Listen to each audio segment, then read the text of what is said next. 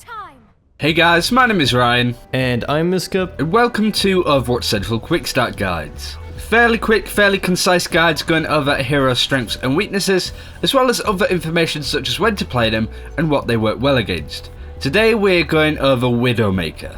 Widowmaker is a sniper and defense hero. She's equipped with her sniper rifle, the Widow's Kiss. This weapon can be used as an assault rifle when fired from the hip, dealing medium damage, or alternatively can be scoped in and used as a traditional sniper rifle. The percentage on the scope displays the shot charge. The longer you're scoped, the more damage you do. Next up is Widowmaker's first ability, the grappling hook. This latches onto certain edges and allows Widowmaker to grapple to whatever the hook latches onto. Widowmaker's final normal ability is the Venom Mine. This is a mine that explodes if an enemy is near and deals medium damage over time, killing targets on low HP. It can also be destroyed by the enemy, but whatever happens to it, you'll get a notification about it. Widow's ultimate ability is the Infrasight. This is essentially a wall hack that reveals all enemies on the map with a red outline around them and will do this for all of your allies.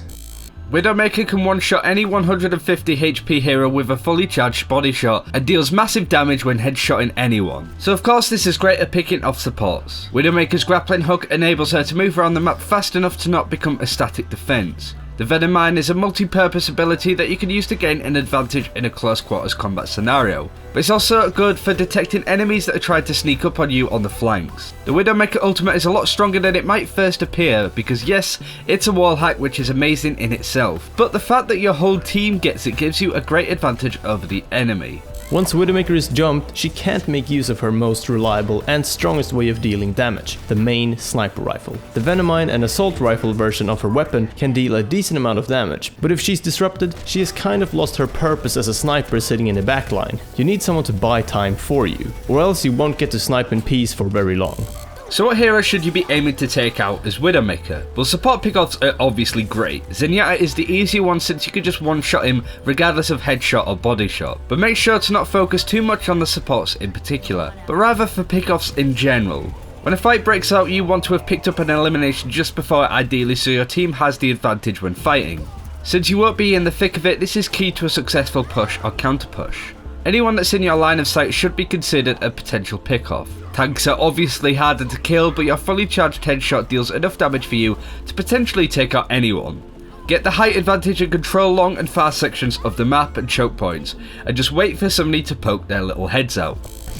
We mentioned earlier how Widowmaker will constantly be a high priority target for the opposing team. This means that flankers and high mobility tanks will constantly be looking to catch, disrupt and potentially kill Widow. Genji can easily get to you due to his cyber agility. Tracer's kind of the same story, except she won't be able to get to you sometimes if you grapple hooked up to a place where she can't run. D.Va and Winston will both just jump right at you and force you to move from your current vantage point. A better Widowmaker can also counter you. It's just down to skill in a 1v1 situation like that though. Hanzo's sonar arrow can also scout you out, but he won't really have an easy time killing you himself. So when should you pull out the Widowmaker? Well, Widowmaker prefers to be on defense over attack. You can hold down a point a lot better on defense and the enemy will always come to you rather than vice versa. But Widowmaker can be a very well suited pick on offense as well, especially if a Torbjorn or Bastion is giving you trouble.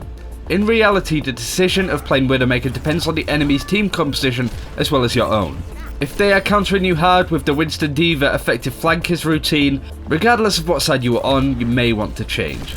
A key bit of almost obvious advice is to not spend too long looking down your scope.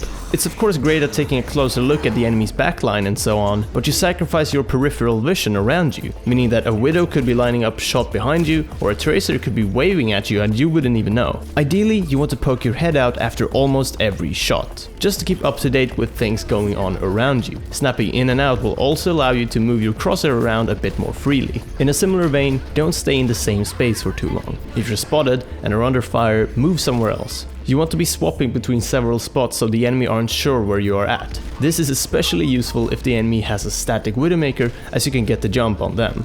The next tip is to make sure you're regularly using your Venomine, as it has many uses. The most obvious is to throw it down on your nearest flank so you know if anyone is planning to come up behind you. Throw it straight down by the enemy's feet to inflict some extra damage to them. But be aware that it will do damage to yourself if you stood near it when an enemy triggers it. Another good technique is to throw it on a payload that you currently have control over. This means that when the enemy team come to contest it, they will trigger the mine and it will weaken them. It's not a huge amount of damage, but every little bit helps, right?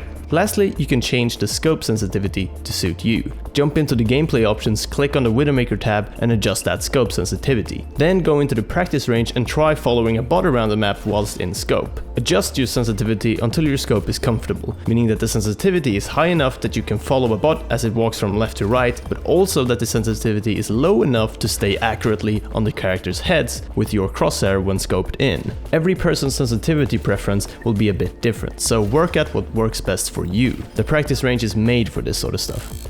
And that's it for this time. Thank you very much for watching. Be sure to subscribe for more Overwatch content and check out the full playlist with all of the quick start hero guides in it. Thanks again for watching, and until next time, take care and we'll see you then.